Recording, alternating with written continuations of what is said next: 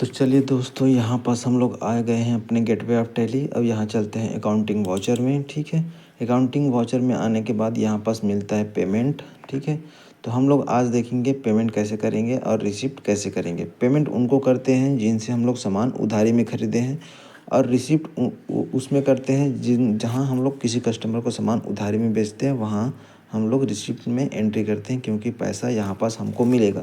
जो भी पैसा मिलेगा उसका एंट्री रिसिप्ट में करेंगे, जो भी पैसा जाएगा उसका एंट्री हम लोग पेमेंट में करेंगे।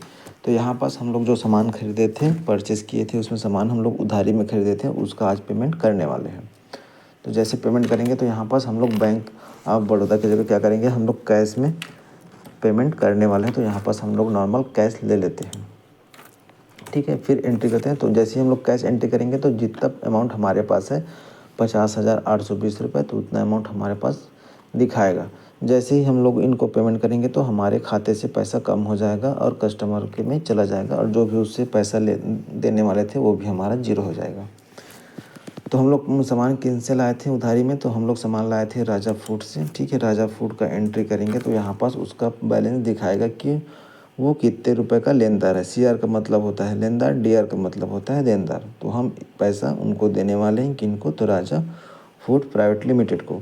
ये CR है, मतलब इतना पैसा इसको देना है, या ये इतना पैसा लेने वाला है हमसे। ठीक है, तो यहाँ पास अमाउंट डाल लेते हैं 8,300 का। तो 8,300 का अमाउंट डालेंगे, ऑन अकाउंट कर देंगे यहाँ पास। ठीक है, ऑन अकाउंट जैसे ही करेंगे हमारे खाते से पैसा कम हो जाएगा। देखो, जो 50,000 था वो यहाँ से कम हो गया है, और ये जो लेनदार था वो अब 0 पैसा लेनदार है, मतलब अब इनको कोई भी पैसा हमको नहीं देना है। तो इनसे जो भी बैलेंस बचा हुआ था, बकाया जो भी था, वो अब क्लियर हो चुका है। इस प्रकार हम लोग एंट्री करते हैं।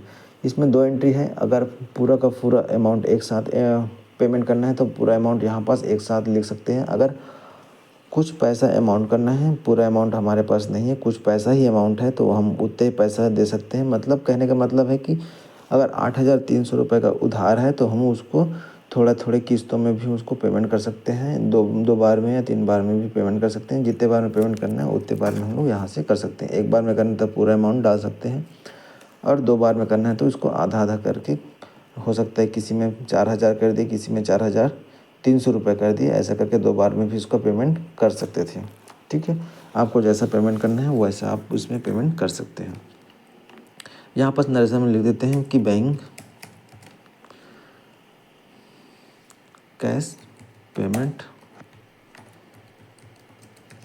बाय राजा फूड।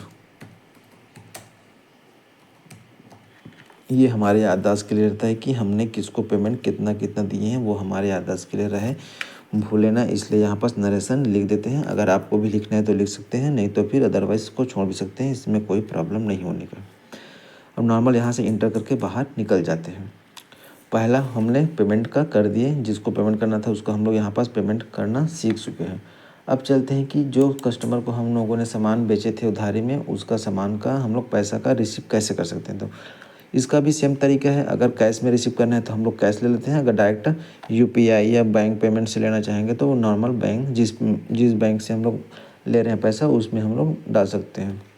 यहाँ भी हम लोग नॉर्मल कैश में ही पैसा वापस लेंगे, इसलिए कैश में नगद पैसा हमको वो देगा, इसलिए यहाँ पास कैश चॉइस कर लिए। अब यहाँ पास जो भी अमाउंट है वो अमाउंट यहाँ पास बढ़ेगा, क्योंकि यहाँ पैसा हमको मिलने वाला है। ठीक है, तो जिस कस्टमर को हम लोगों ने सामान उधार में बेचे थे उसका नाम यहाँ पास ले लेते हैं। तो हमने मोहन को सामान बेचे थे, ठीक है, 820 रुपये, सही 1,750 रुपये का। तो मोहन को हम लोगों ने 1,750 रुपये का सामान बेचे थे, तो उनसे पैसा हम लोग लेंगे अभी। तो यहाँ पास डाल लेंगे नॉर्मल 17, पहले 1,700 ही डाल लेते हैं, फिर 50 रुपये से उनको बाद में फिर वो देने वाला है। अभी वो हमको 1,700 बस अमाउंट देने वाला है, इसलिए यहाँ से हम लोग 1,700 ले लेते हैं।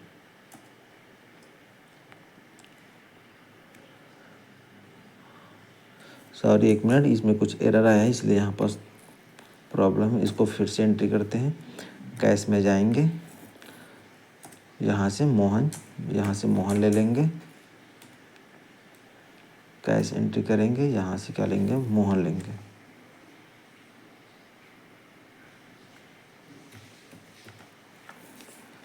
तो यहाँ से मोहन ले लिए। अब मोहन हमको कितना देगा, तो फिर 1750 रुपये। तो यहाँ पास हम लोग नॉर्मल 1700 ले लेते हैं। जैसे ही 1700 लेंगे और यहाँ पास ऑन अकाउंट कर देंगे,